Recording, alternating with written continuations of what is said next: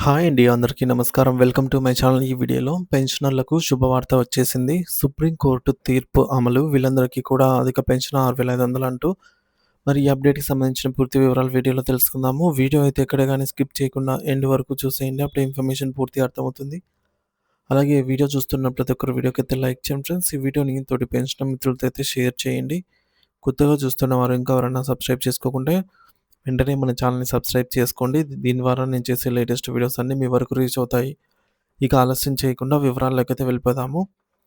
Friends, ఇక విషయానికొచ్చినట్లయితే employees provident fund organisation EPFO తన చందాదారులకు శుభవార్త చెబుతూ అధిక పెన్షన్‌కు సంబంధించిన కీలక మార్గదర్శకాలను విడుదల చేసింది. సుప్రీంకోర్టు ఇటీవల ఇచ్చిన తీర్పును గౌరవిస్తూ దానికి అనుగుణంగా పెన్షన్ పెంపు ప్రక్రియను అమలు చేస్తున్నట్లు ఈపీఎఫ్ఓ స్పష్టం చేసింది. ప్రధానంగా ఎంప్లాయీస్ పెన్షన్ స్కీమ్ ఈపీఎస్ 1995 కింద సభ్యులుగా ఉన్నటువంటి ఉద్యోగులు ఈ పెన్షన్ పెంపునకు అర్హులవుతారు.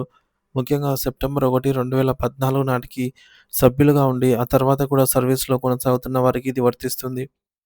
గతంలో పెన్షన్ కోసం యజమాని వాటా నుంచి చెల్లించే 8.33% కాంట్రిబ్యూషన్‌కు ఒక పరిమితి ఉండేది.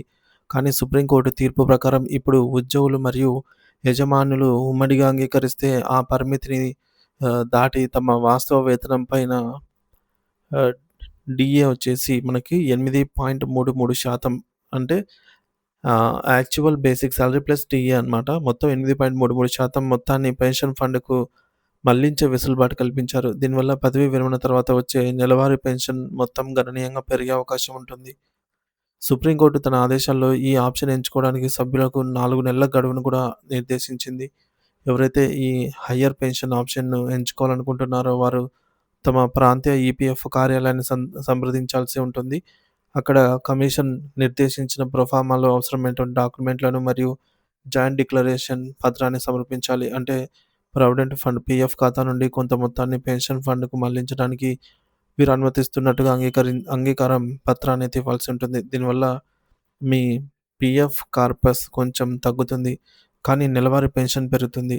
ఇక 2014 సెప్టెంబర్ 1వ తేదీ కంటే ముందే పదవీ విరమణ చేసిన ఉద్యోగుల విషయానికి వస్తే వారు కూడా కొన్ని నిబంధనలకు లోబడి ఈ పెన్షన్ పెంపునకు అర్హులవుతారు. అయితే వారు అప్పట్లో ఉన్న వేతన పరిమితి 5,000 లేదా 6,500 పైన కాకుండా పూర్తి జీతంపై పెన్షన్ కాంట్రిబ్యూషన్ చేసి ఉండి అప్పట్లో ఈపీఎఫ్ఓ ఆప్షన్ తిరస్కరించి ఉంటేనే వారికి ఇది వర్తిస్తుంది. ఈ మొత్తం ప్రక్రియలో పారదర్శకత ఉండేలాగా రిటైర్డ్ ఉద్యోగుల పెన్షన్ పేపర్లపై కీలక వివరాలను కూడా ఈపీఎఫ్ఓ సరిచూస్తోంది. మొత్తానికి కోర్టు ఆదేశాల మేరకు ప్రక్రియ వేగవంతమైంది కాబట్టి త్వరలోనే అర్హులైన వారికి పెరిగిన పెన్షన్ అందే అవకాశాలు మెండుగా అయితే ఉన్నాయి.